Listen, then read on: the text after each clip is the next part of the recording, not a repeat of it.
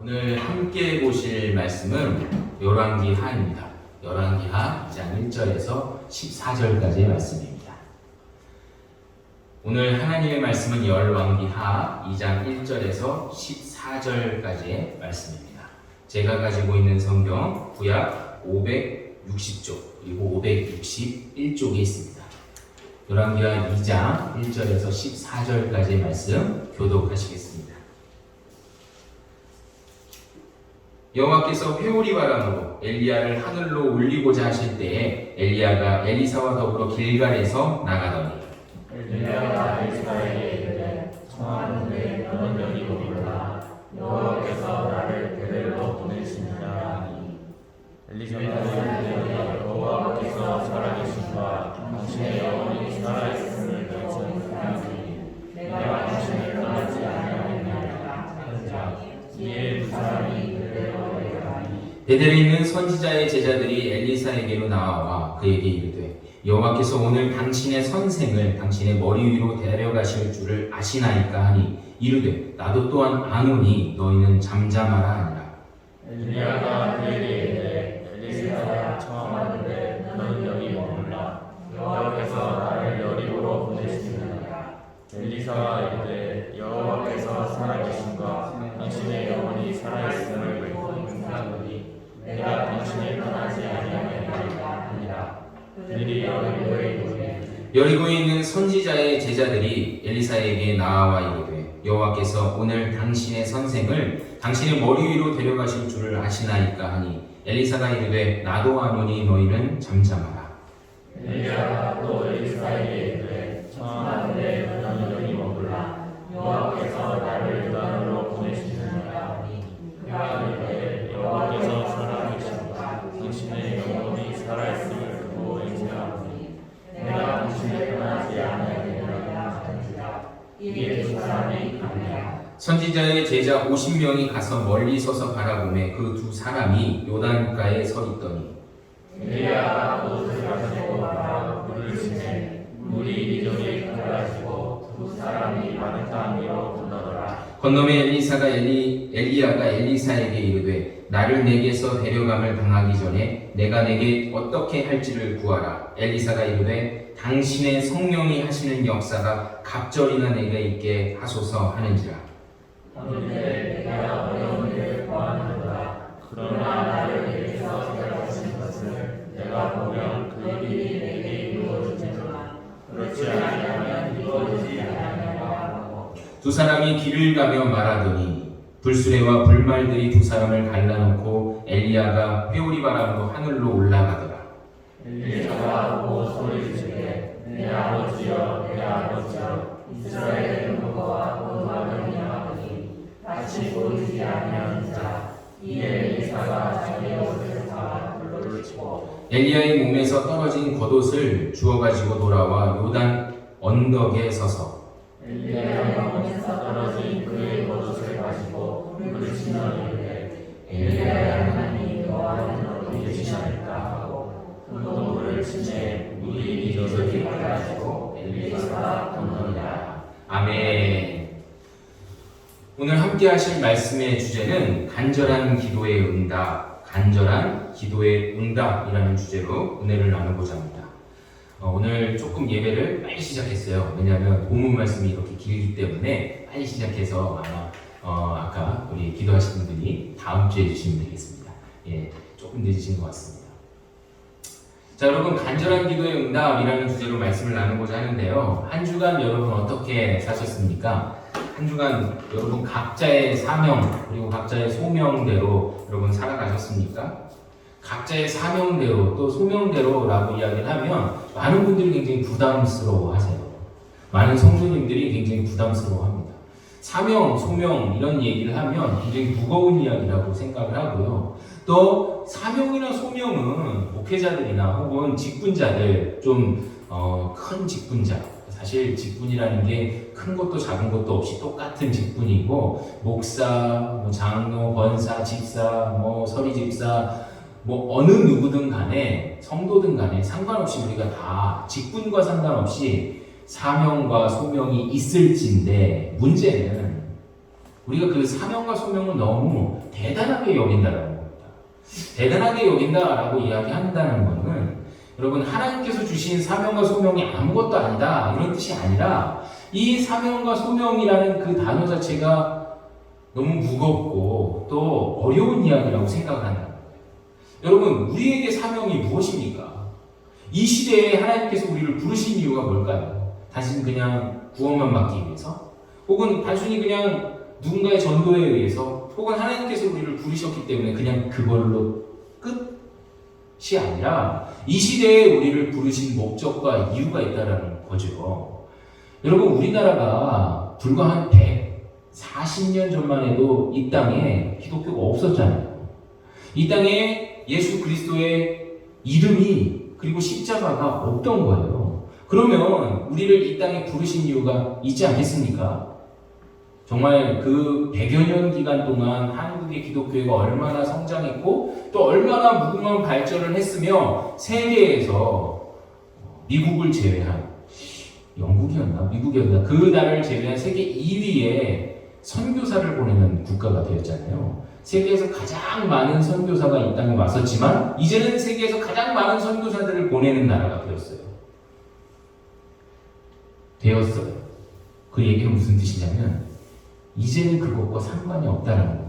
여러분 우리가 선교사를 많이 보내고 또 그들을 후원하고 돕는 것은 교회의 당연한 목적입니다. 그렇지만 문제는 선교사를 보내고 파송하고 기도하고 또 물질로 돕고 이걸로 끝나는 게 우리의 신앙생활의 전부가 아니라는 거예요. 이게 우리의 사명과 소명이 다 했다라고 이야기할 수 없다는 겁니다. 오늘날 교회가 해야 되는 사명이 무엇일까요? 오늘날 교회에 함께 모이는 이 성도들이 반드시 해야 되는 이 소명의식 내지는 소명은 무엇일까요? 무엇이라고 생각하십니까? 제가 요즘에 돌아다니면서 말씀드렸듯이 이 수도권에 16개의 지점을 다니고 있는데 물론 그 중에 이제 2개가 문을 닫아서 14개가 되었습니다. 그런데도 이 14개 지점 다니면서 여러분 뭘 하냐면 뭐 비슷해요. 예전에 하던 거. 근데 조금 더 강화돼서 하는 게 무엇이냐면 제자훈련인데 이 직원들을 향해서 제자훈련을 할 때 이 직원들이 굉장히 힘이 없어요. 여러분들이랑 똑같아요. 여러분이 코로나 위기 상황 때문에 얼마나 많은 유통점들이 힘듭니까? 지금 우리의 삶이 얼마나 고단해졌어요. 예전엔 그래도 뭐 아르바이트생이라도 쓰고 혹은 직원이라도 두었는데 지금은 그럴 수도 없는 형편이고 뭐 여러분들이 그럴지인데 여러분들이 일선에서 그 일을 하고 이 직원들이 그 일을 서포트하는 일인데 이 사람들은 오죽하겠습니까? 오죽하겠어요? 마찬가지죠. 다 어렵습니다. 다 어렵기 때문에 게다가 이 회사도 어려워서 덩달아 다 같이 어렵기 때문에 여러분이 제자훈련할 때 항상 기운이 빠져있는 모습들을 보게 돼요. 직원들이 혹은 우리 모두가 굉장히 힘이 없는 것들을 보게 돼요. 그래서 제가 지난 금요일날 여기 방문했었잖아요. 금요일날 오면서 위로 올라가면서 한번 보고 밑으로 내려가면서 또 한번 봤는데 내려가다가 한번 우리 교회에 오셨던 분인데 요즘 안 나오셔서 우리 한번 매니저님을 만났어요. 근데 보자마자 이분 하시는 말씀이 저한테 목사님 왜 이렇게 힘이 없으세요? 이렇게 어깨에 힘이 빠지셨어요? 이러시는 거예요. 그렇죠 여러분. 저라도 힘이 있어야 되는데 뭐 저라고 힘이 나겠습니까? 여러분들이랑 똑같죠. 여러분들의 심정이 있는데 그 심정 옆에 있는 저 역시도 똑같이 좀 기운이 빠져 있을 수 있죠. 그렇지만 여러분 우리가 그럼에도 불구하고 해야 되는 일들이 여러분들 지금 하시는 일들이잖아요. 그럼에도 불구하고 내 마음이 상하고 다치고 아프고 어려워도 고객이 오면 응대해야 되고 사람을 만나면 친절하게 대해야 되고 또 우리가 가족들과 혹은 그 어떤 지인이나 누구든지 여러분 그것과 상관없이 우리의 반가운 마음을 가지고 그들에게 사랑을 전해야 되잖아요. 그렇게 하고 계시죠? 여러분 그게 사명이에요. 뭐 아무것도 아니네요. 아니요, 사실 여러분 그게 엄청 큰 거예요. 저희 직원들이나 제자들에게 항상 이야기할 때 무슨 얘기를 하냐면 여러분 너무 거창한 걸 생각하지 마세요. 너무 거창하게 생각하지 말고 여러분들 서 있는 자리에서 선한 영향력을 미칠 수만 있다면 그게 여러분 이 시대에 하나님께서 우리를 부르신 가장 큰 목적이자 이유가 될 수 있습니다 라고 이야기합니다. 선한 영향력. 이거 되게 어려운 거예요, 여러분. 내가 딱 서 있는 그 자리에 주변 반경 뭐 1km 이런 거 따지지 말고요. 그냥 가장 가까운 사람들에게 이 사람 교회 다니는 사람이야, 이 사람 믿음이 있는 사람이야 라고 해서 손가락질 받지 않으면 돼요. 그거면 돼요, 여러분. 손가락질만 안 받아도 돼요. 요즘엔 얼마나 많은 손가락질을 받습니까? 그 굉장히 어려운 일이라는 얘기입니다. 손가락질만 안 받아도 여러분 제가 봤을 땐 절반 이상의 성공을 하신 거고요. 거기서 조금 더 나아간다면 그들에게 내가 하나님께 받은 그 사랑, 그 은혜를 조금만 나눌 수 있다면 내가 이렇게 하나님을 믿어서 정말 이렇게 행복합니다. 내가 이렇게 하나님을 믿어서 비록 지금 모두 다 어려울지라도 내 안에 작은 소망이 있고 은혜가 있어서 이걸로 살아갑니다 라고 고백할 수 있다면 여러분 이건 100% 성공이라고 저는 봅니다. 그리고 또 하나는 사람들을 대할 때 여러분 사명과 소명 두 번째는요. 첫 번째는 더 선한 영향력 제자들에 대해 가르칠 때, 두 번째는 긍휼하심을 가지고 일하라 라고 이야기를 해요. 여러분 긍휼하심이 뭐죠? 긍휼하심, 불쌍히 여긴다라는 뜻이 있어요. 근데 여러분 사람이 사람을 불쌍히 여긴다라는 말처럼 천박한 말이 없습니다. 왜 사람이 사람을 불쌍히 여겨요? 불쌍히 여긴다라는 말은 하나님만이 우리 인간들을 향해서 피조 세계인 이 피조물들과 특별히 그 중에 이 만물의 영장이라고 이야기하는 이 사람들을 향해서 베푸시는 그 은혜가 긍휼의 은혜, 긍휼하심이에요. 그 긍휼하심을 가지고 일하라 라는 말씀은요, 저 사람 참 불쌍해, 나보다 돈도 못 벌고, 저 사람 참 불쌍해, 많이 아프잖아, 저 사람 참 불쌍해, 가정에 맨날 우한이 있어, 참 불쌍해, 이런 걸로 여러분 상대적인 비교, 우위를 가지고 불쌍히 여기라, 이 긍휼히 여기라 라는 말이 절대 아니라는 거죠. 하나님께서 여러분들 불쌍히 여기셨습니다. 할렐루야. 하나님께서 여러분들 긍휼히 여기셔서 여러분들이 이미 죽었고 또 한 번 다시 죽어서 지옥 가야 되는 우리를 하나님께서 이 죽은 인생을 다시 살리시고 새롭게 하시고 보라 새로운 피조물이다 라고 이야기한 것처럼 우리를 다시 세우셨어요. 그것이 여러분 하나님의 긍휼하심 아니겠습니까? 예수 그리스도를 보내셔서 그 십자가에 못 박혀 달려 죽으심으로 말미암아 그 보혈의 피로 우리를 살리신 긍휼하심이라면 여러분 우리도 그 긍휼하심을 가지고 일하라 라고 얘기할 때 저 사람 불쌍하니까 도와야지가 아니라 저 사람 거지니까 내가 적선해야지 이런 게 아니라 하나님의 긍휼하심, 자신의 모든 것을 희생할지라도 자신의 하나밖에 없는 독생자 예수 그리스도를 보내서 이 죄인들을 위해 죽기까지 고통받으시고 고난 가운데 죽으신 후에 부활시키신 것과 같이 우리가 그런 긍휼하심을 가지고 사람들을 대해야 된다는 거예요. 여러분 그 긍휼하심이 누구한테 먼저 대해야 되겠습니까? 이 시대에 먼저 자신한테 대하세요. 여러분들의 하나님의 긍휼하심이 먼저 우리 안에 있어야 돼요. 옛날처럼 옛날 방식, 옛날 목사님이 맨날 다른 사람들한테 맞아요 여러분. 다른 사람들한테 잘해야죠. 근데 다 잘해야 되는데 요즘에 여러분 잘한다 다른 사람들한테 잘한다만 하다가 결국 나 자신이 비어서 아무것도 남지 않고 껍데기밖에 안 되어서 우리 옛날의 어머님들처럼 옛날의 어머님들은 어떠세요? 자식들한테 다 나눠줘요. 여러분 거미라는 동물 아시죠? 거미는 암컷 거미가 알을 낳은 다음에 수컷은 옆에 있다가 수컷도 잡아먹히고 나중에 그 암컷도 그 새끼들한테 잡아먹히잖아요. 그런 것처럼 여러분 우리 어머님들이 다 그렇게 예전에 사셨다면 그럼 그거 아니에요. 우리의 신앙도 그거 아니에요. 다른 사람들한테 다 퍼주기 전에 내가 먼저 하나님한테 구원받고 또 은혜 받고 내가 먼저 누려야 돼요. 누릴 줄 알아야 돼요. 행복이든 기쁨이든 그 어떤 것이든 내가 먼저 누린 후에 다른 사람들에게 긍휼을 베풀어야 된다는 겁니다. 여러분 이렇게 긍휼을 베푸는 것, 그 긍휼하심이 오늘 하나님의 성품이세요. 하나님께서 갖고 계시고 또 사람 되었고 또 이제 예수 그리스도를 만나 믿음의 사람들, 믿음의 자녀들이 된 우리도 그 긍휼하심의 성품을 닮을 수 있는 자들이 되었어요. 우리는 그러면 이제 더 이상 긍휼하심이 없는가? 그건 아니죠. 우리의 긍휼하심은 어디에서 극대화됩니까? 오늘 함께 본문의 말씀을 보기 전에 말씀드렸던 주제 뭐였죠? 간절한 기도라고 했잖아요.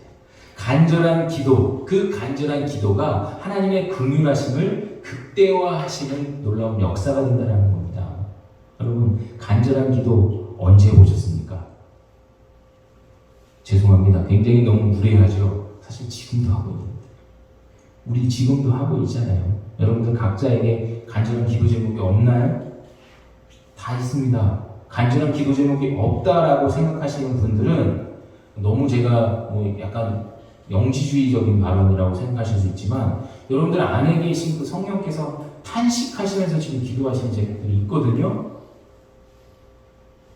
무슨 뭐 이렇게 몸과 뭐 영이 분리된다 이런 뜻이 아니라, 여러분, 우리가 우리 입술로 기도하지 않고 우리가 시간을 내서 기도하지 않으면 우리 안에 계신 이 성령께서 탄식하시면서 우리를 위해 먼저 기도하고 계신다는 사실을 기억하시기 바랍니다. 간절한 기도는 늘 있어요, 우리 안에. 다만 우리가 게을러서 혹은 넘어져서 힘들어서 못할 뿐이지. 근데 그 기도 제목을 우리가 알고 있다면, 여러분, 우리가 그런 기도 제목 가지고 살아가고 있다면 이제 하나님께 구할 것은 뭐라고요? 긍휼하심이라고 그랬잖아요. 오늘 그 긍휼하심을 표현하는 아주 놀라운 본문이 오늘 본문의 말씀입니다. 오늘 열왕기하라는 말씀인데, 여러분, 열왕기서는요, 열왕기상과 열왕기하가 있지만 사실 똑같은 한 권의 책이에요. 이 한 권의 책을 절반으로 나눕니다. 근데 이 절반으로 나누는 기준이 뭐냐면, 우리가 잘 아는 이세벨, 그 악녀 이세벨의 남편이 누구였죠? 아하방이잖아요. 그 아하방의 죽음으로 딱 나눠요. 왜냐하면 이 아하방의 죽음으로 나누는 이유가 있는데, 이 책을 쓴 사람이 예레미야 선지자예요. 눈물의 선지자. 그 예레미야 선지자가 이 책을 썼을 때 예레미야가 직업이 선지자잖아요. 선지자이기 때문에 선지자를 기준으로 나눕니다. 이 선지자의 기준이 되는 사람이 누구였냐면 바로 엘리야예요. 엘리야는 여러분 어떤 사람인지 아시죠? 구약의 선지자를 대표하는 사람이에요. 그렇기 때문에 이 엘리야가 이제 소명을 다한 부분이 열왕기상. 이제 엘리야 이후에 다른 선지자가 세워지는데, 오늘 본문에 읽었던 그 엘리사가 세워지는 것이 바로 열왕기하라는 겁니다. 그래서 이렇게 딱 나눠지는데, 오늘 본문의 말씀을 보니까 드디어 엘리야가 우리가 잘 아는 대로 불사승천, 죽음을 보지 않고 죽지 않고 천국에 올라가는 모습을 오늘 보게 된다는 겁니다. 여러분, 엘리야가 왜 승천하게 됐죠? 왜 죽게 됐죠? 죽었다. 여러분, 죽었다라는 개념이 여러분들에게는 어떤 거예요? 죽었다, 사라졌다. 어떻습니까? 눈에 안 보이면 죽은 겁니까? 그것도 아니에요? 눈에 안 보여도 연락이 되면 괜찮은 겁니까, 그럼? 뭐 어떤 사람의 생명이 다했다, 혹은 어떤 물건의 가치가 떨어졌다, 없어졌다, 혹은 뭐 이 땅에서 사라졌다, 뭐 여러 가지가 있겠지만, 성경에서의 죽었다는 개념은 무엇이죠? 성경에서의 죽었다는 개념은 영혼과 몸이 분리되어서 그 영혼이 가야 될 처소에 갔다라는 의미죠. 그러니까 오늘 근데 이 엘리야는 죽은 건가요? 안 죽은 건가요? 분리가 되진 않았어요. 근데 갈 곳을 찾아갑니다. 천국으로 가는 거죠. 왜 그렇게 됐냐면, 여러분, 이세벨과 바알의 선지자 850대 1로 싸웠던 우리 갈멜산의 전설과 같은 이 기적의 말씀이 있어요. 그 이후에 아합과 이세벨이 이 엘리야를 찾아 죽이겠다라고 하니까 이 엘리야가 막 이제 정신 바짝 차리고 이제 정신 나가지고 이제 막 광야로 도망다니다 로뎀나무 밑에서 뭐라고 이야기를 하죠? 하나님, 저 이제 차라리 죽여주십시오. 걷어가 주십시오. 라고 고백하니까 하나님이 이 답답한 녀석아, 그러면서 먹은 걸 채워주고 40일 동안 걸어가게 한 다음에 이제 조금 버티고 살만해서 이렇게 다니는 중에 그가 무엇을 했냐면 그 사이에 자신 후계자를 세우는 일을 한 거예요. 이 선지생들을 키웠던, 저는 창피해서 그런 말 잘 못하겠는데, 이 선지생들을 키웠던 신학교들을 돌보면서 신학생들을 살폈다라는 거죠. 그러니까 한마디로 신학교 총장이었다라고 생각하시면 되는 거예요. 근데 그 신학교 총장으로 이 엘리야가 자신의 이 마무리, 소명의 마무리를 하자마자 그가 이제 하늘로 올라가게 되었다는 겁니다. 제가 아까 맨 처음에 사명과 소명에 대한 말씀을 드렸잖아요. 사명과 소명이 다 하면 어떻게 된다고요? 하늘로 간다고요. 그러니까 뭐 죽는다고요. 사명과 소명이 다 했을 때 죽는다고요. 믿는 사람들이요. 믿는 사람들은 사명과 소명이 다 맞춰져야만 하늘에 간다고요. 한마디로. 그럼 맞춰주기 전까지는 어떻게 되죠? 무조건 하나님이 살려주십니다. 할렐루야. 여러분 그거 기억하세요. 만약에 내가 죽을 것 같다. 그럼 돌아보세요. 내가 사명과 소명을 다 했나?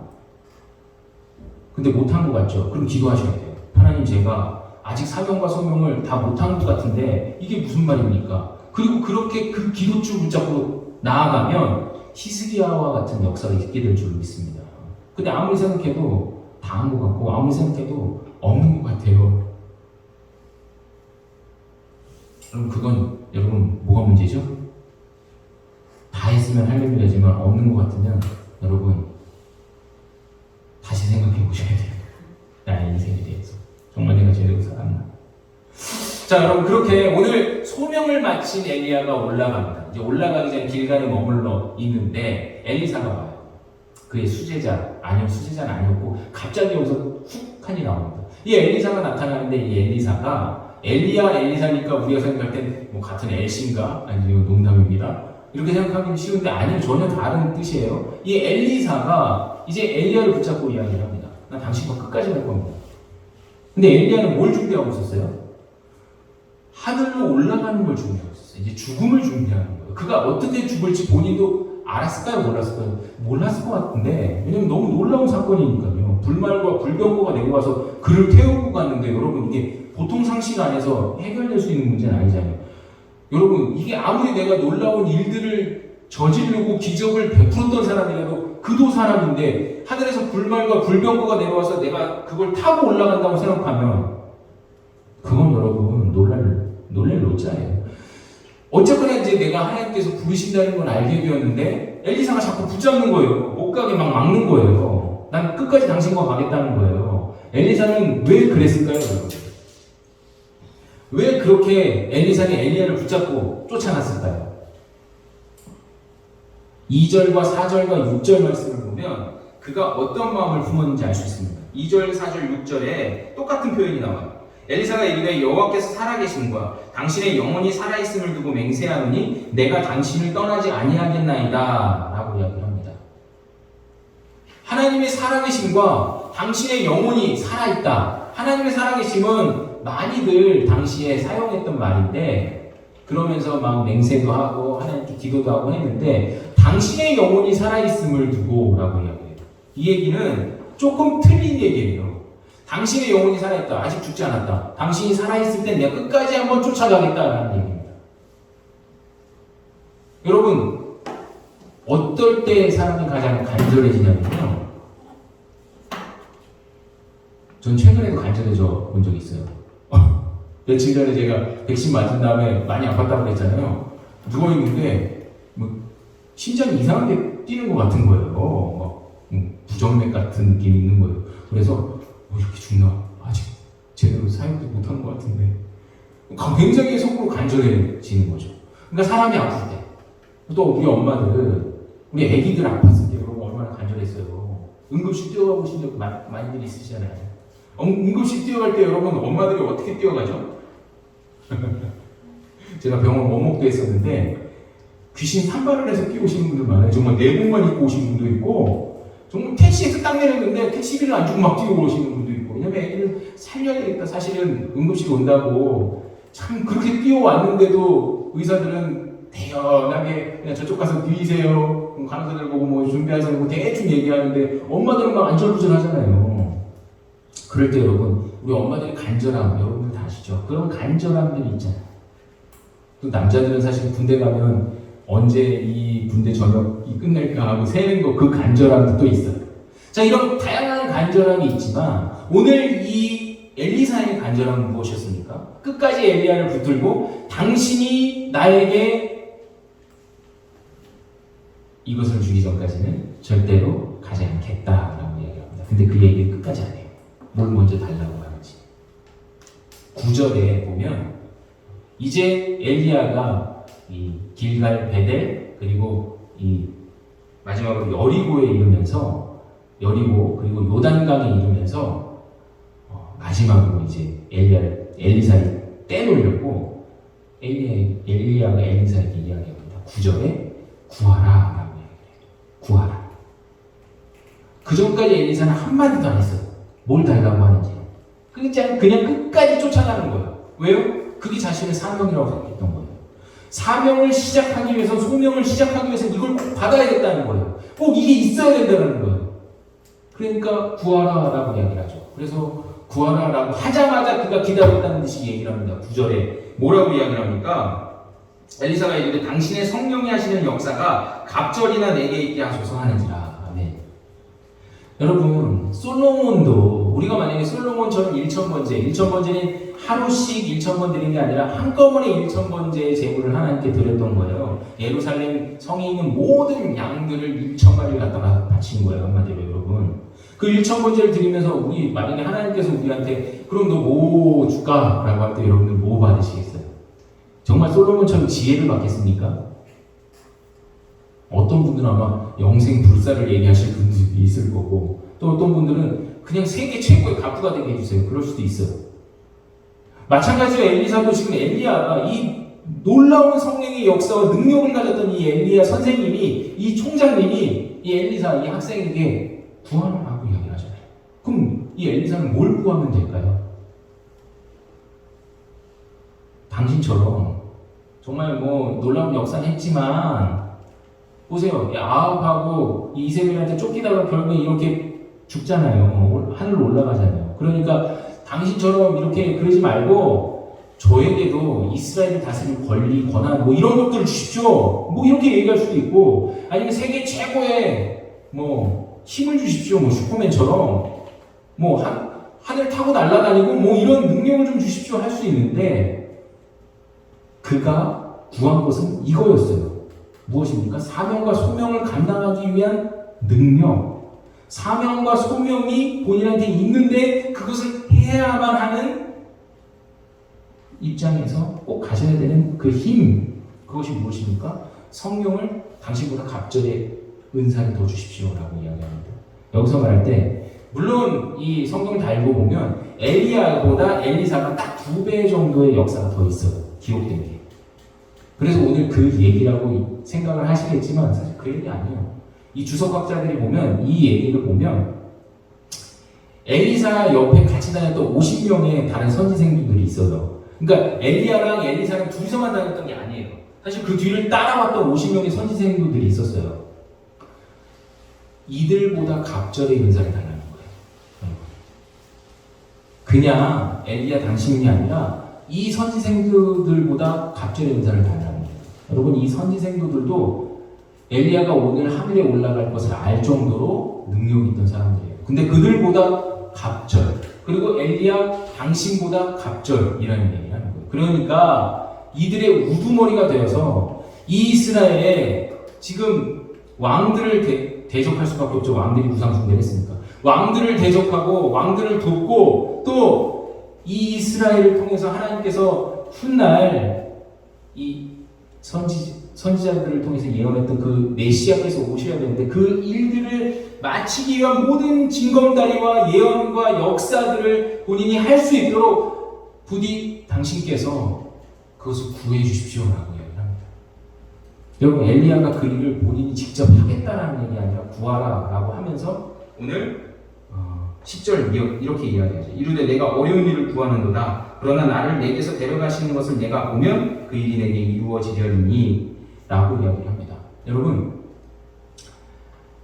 네가 이제 내가 하늘로 올라가는 것을 네가 볼 수 있다면 그 일이 이루어질 거다라고 이야기를 해요. 그 얘기는 너 못 봐 혹은 이걸 보는 것은 아주 특별한 사람만 볼 수 있어 라는 뜻이 아니라 내가 이것을 두고 올라가야만 가능해 라고 이야기를 하는 거예요. 그 말씀이 무슨 뜻이냐? 오늘 11절 이후로 쭉 보면 엘리야가 그냥 올라가는 게 아니라 여러분 이스라엘 사람들 전통이 있습니다. 죽으면, 사라지면 겉옷을 벗고 가요. 세마포만 입든지 아니면 그냥 속 안에 이 속옷, 겉옷이라고 할 땐 이스라엘 사람들의 겉옷은 이 여름에는 이슬 피하게 하는 이불이고 겨울에는 패딩 조끼 같은 거, 패딩 같은 옷인 거예요. 그러니까 이것은 생명과도 같아요. 겉옷 한 번은. 근데 그것을 이제 버리고 가니까 그 겉옷에 능력이 있다는 게 아니라 그 겉옷을 너가 취하게 된다면 그런 역사가 일어나게 될 것이야 라고 이야기를 하는 거예요.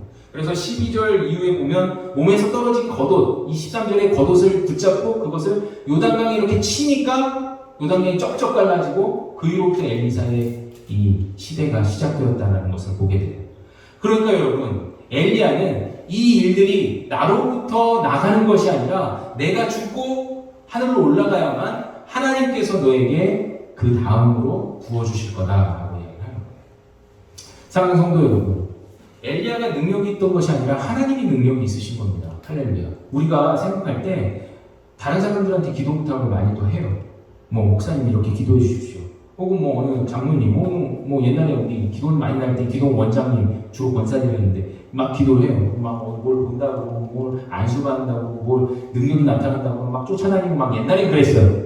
안 그러셨어요? 저는 많이 쫓아다녔어요. 어쩔 수 없었어요. 그때 어렸으니까. 근데 여러분, 그게 무슨 소용이 있어요? 그렇게 해서 났어요. 그렇게 해서 여러분 예언을 듣고 문제가 해결될 것 같아요. 아니에요, 여러분. 그걸로 해결되는 게 아니에요. 그 사람이 능력이 나가는 건요, 그 사람이 능력이 있어서가 아니라 아는 사람의 믿음 때문인 줄로 믿습니다. 무슨 뜻인지 아세요?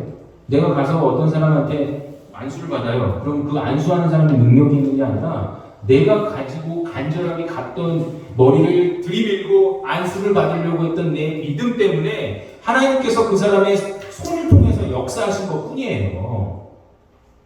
착각하면 안 돼요. 그 사람이 능력이 있다. 본인 능력 있는 줄 알고 박태선처럼 신앙촌이나 만들고 이단되는 사람들이 얼마나 옛날에 많았어요. 근데 요즘에 그나마 없지만 이상한 이단들이 생겼고. 그러니까 여러분, 간절한 기도는 누가 하는 겁니까? 엘리사처럼? 내가 하는 거예요. 내가 직접 목숨을 걸고서라도 내가 어떻게 하는지 당신 안에서 은혜를 받고 누리고 이걸 통해서 내가 하나님의 일을 하겠습니다 하고 간절히 매달릴 때 역사가 이루어지는 줄로 믿습니다. 근데 여러분, 여기서 하나의 어떤 연결고리가 있잖아요. 그 고리가 뭐예요? 엘리사는 무엇을 위해서 구했다고요? 자신의 유익을 위해서? 아까 말씀드린 자신의 유익하면 뭐 돈, 권력, 힘, 파워 이런 거겠지만 그게 아니라 자신의 사명과 소명을 위해서 그것을 구한 거예요. 아주 간절히. 아까 제가 말씀드렸던 것처럼 내가 이제 죽을 것 같고 죽을 병이 생겼을 때 히스기야처럼 무엇을 위해서? 하나님 돌아보십시오. 제가 이렇게 사역했지만 앞으로도 아직 할 일이 남아있지 않습니까? 히스기야가 왜 15년을 더 살게 됐는지 아세요, 여러분? 그 15년 사이에 이스라엘 역사가 준비되었었어요. 그 다음 일들이. 그리고 그 사이에 주변 강대국들이 정리가 돼요, 여러분. 그런 것처럼 하나님께서 하실 일이 내 안에 남아있다면, 그리고 그 일들이 나를 통해서 하셔야 되는 일이라면 우리가 간절한 기도를 할 때 역사해 주신다는 거예요. 그걸 붙잡고 기도하는 게 기도의 방식이자 또한 기도 응답의 비결이 될 줄로 믿습니다. 우리가 막 무턱대고 기도하면 안 돼요. 그냥 무턱대고 하나님 주세요! 달라고 한다고 주시는 게 아니라는 거예요. 우리가 원하고 바라는 것은 이 땅에 살아갈 때 주님의 뜻, 주님의 역사를 이루고자 함을 기억하시면서 하나님 앞에 간절하게 기도한다면 하나님께서 이루어주신다는 거예요. 그 믿음이 우리 안에 있다면 여러분 한 주간 어떻게 사셔야 되겠어요? 선한 영향력, 또 긍휼하심을 품고 살아가시되 늘 사명과 소명을 기억하시면서 하나님께 간절히 기도하고 그 뜻을 이루어달라고 매달리면서 오늘 이 찬양을 부르면서 함께 그렇게 살아가셨으면 좋겠습니다. 이 세상을 살아가는 동안에 나의 힘을 의지할 수 없으니 기도하고 낙심하지 말 것을 주께서 우리의 소망과 기쁨이 되시는 줄로 믿습니다. 아멘.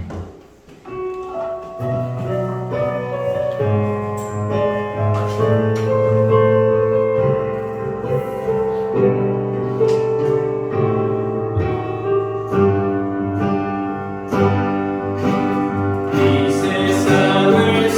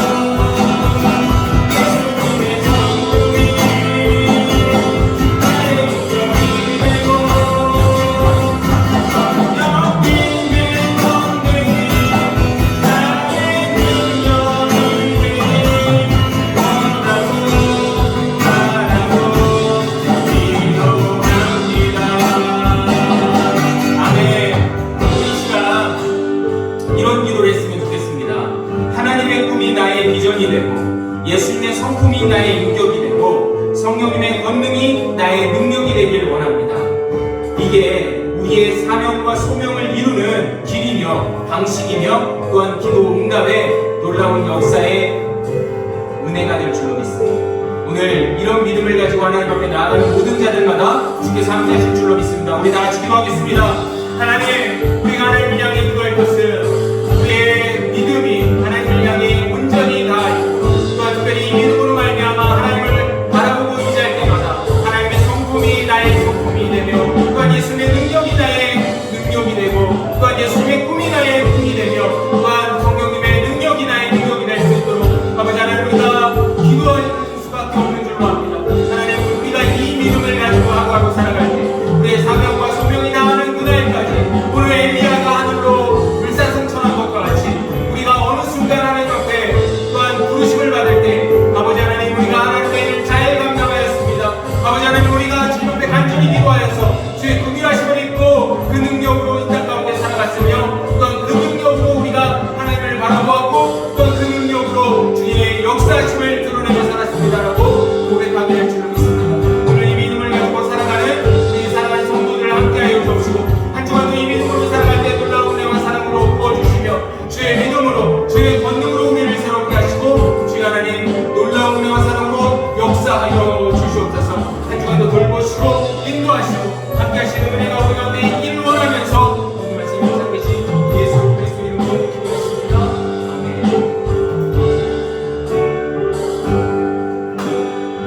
사랑과 은혜가 풍성하신 하나님 아버지, 우리는 하나님께 사명과 소명을 받아 이 땅에 머물고 있는 줄로 믿습니다. 하나님, 그 사실을 잊지 않게 하여 주옵소서. 어느 한 사람도 빠짐없이 이 땅 가운데 살아있어야 될 목적과 이유가 있는데 하나님, 그 사실을 간과하거나 잃어버리거나 잊어버리거나 찾지 않는 그런 미련함이 우리 안에 없도록 주여 하나님 역사하여 주옵소서. 아버지는 우리를 향해 가라 하시는 길이 있고 따르라 하시는 말씀이 있으며 또한 쫓으라 하시는 성령이 계신 줄로 믿습니다. 아버지, 우리가 그분들을 놓치고 또한 하나님의 은혜를 잊으며 살아간다면 우리가 과연 구원받은 자로서의 합당한 삶을 살아가고 있는 것이겠습니까? 주여 하나님, 구원만으로 끝나는 것이 아니라 우리에게 신앙의 성숙을 이룰 수 있도록 늘 사명대로 소명대로 선한 영향력을 미치며 긍휼하심을 입고 받은 대로 긍휼하심을 다른 사람들에게 나누며 또한 늘 하나님께 간절한 기도로 응답을 받아 그 능력으로 세상에 살아갈 수 있도록 역사하여 주시옵소서. 오늘 하루도 이런 믿음을 가지고 살아가는 우리 사랑하는 성도들에게 다시 한번 다짐할 수 있는 시간을 허락하시고 한 주간 원하고 바라고 기도합니다 라는 찬양 잊지 않고 하나님의 성품이, 하나님의 꿈이 나의 비전이 되고 예수님의 성품이 나의 인격이 되며 성령님의 권능이 나의 능력이 되는 한 주간이 되도록 역사하여 주시옵소서. 오늘 하루도 인도하시고 주관하실 줄 믿사옵고 예수 그리스도의 이름으로 기도하오며 이제는 우리 주 예수 그리스도의 은혜와 살아계신 하나님 아버지의 그 크시고 무한하신 사랑하심과 성령 하나님의 감동감화 위로 충만 역사하심이 오늘 간절한 기도의 응답은 바로 주님께 우리의 삶과 믿음을 드리고 사명과 소명대로 살아가며 그 사명과 소명에 필요한 권능과 능력을 간구하는 것임을 기억하고 주님 앞에 나아가기를 소원하고 다짐하는 우리 사랑하는 모든 성도들의 머리 위에와 저들의 삶 위에 각 가정과 매장과 일터와 학교와 학원이 이제부터 영원히 함께 있을지어다. 아멘.